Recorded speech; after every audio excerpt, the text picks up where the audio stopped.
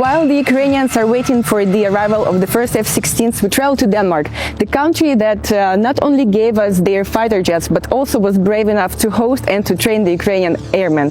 So let's find out how is it going for both sides. In July 2023, Ukraine and several other countries formed the so-called F-16 coalition, which is led by the United States, Denmark and the Netherlands. The coalition is working on the transfer of aircraft, training of pilots and maintenance personnel, and preparation of infrastructure. At the moment, 6 Ukrainian pilots and several dozens of technicians are going through training at this Christchurch base. The weather conditions and the shortage of time put a lot of pressure on the shoulders of both Ukrainian and Danish airmen. Well, combat experience is a thing that is really hard to overestimate, but still it is a really condensed program. I think the biggest boost here is not that combat experience, but the motivation to go back and keep fighting. But can I ask what is most challenging for you personally here? Is it the speed of training or maybe some aspect that you just find? I think I can speak of everybody who's training from the old Soviet-made platforms to the Western is the really problematic is avionics, like all the system computers. They're much easier to fly like pilot-wise. It's really awesome jet to fly. We didn't use that system whatsoever before, and it's like, you know, transitioning from the key telephone like old Nokia to straight to iPhone without all those steps in between.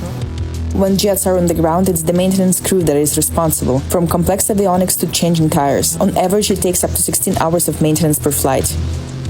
Моя робота тут заключається в тому, щоб навчитися організовувати льотну зміну, контроль за напрацюванням і направлення літаків на ремонт. Особисто для мене складність заключається в тому, що немає досвіду експлуатації. На Міг-29 є досвід експлуатації і пошук несправності займає не так багато часу, як на даному літаку. Але згодом, я думаю, що ми набудемо досвіду і це буде даватися набагато легше. So right now we are witnessing the Ukrainian maintenance crew chief preparing this F-16 to the takeoff. This is a very responsible job because not only he is responsible for making sure the plane works smoothly, but also it is basically the life of Ukrainian pilots. So hopefully in a few moments we will be seeing this jet taking off. Зараз ми будемо виконувати підготовку до повторного виліту. Okay. У нас буде частковий огляд, ну і так далі.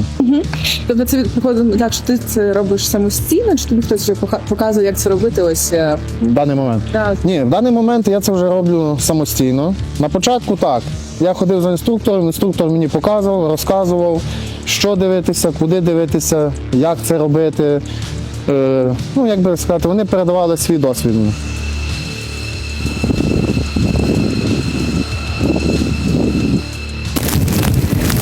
So as the theoretical part of the studying program is almost over, now it's all about practice, and in a few seconds we'll be able to witness the Ukrainian pilot piloting his F-16 just from that side, and we are super excited and also very hopeful to see the guys and the plane soon to be in Ukraine.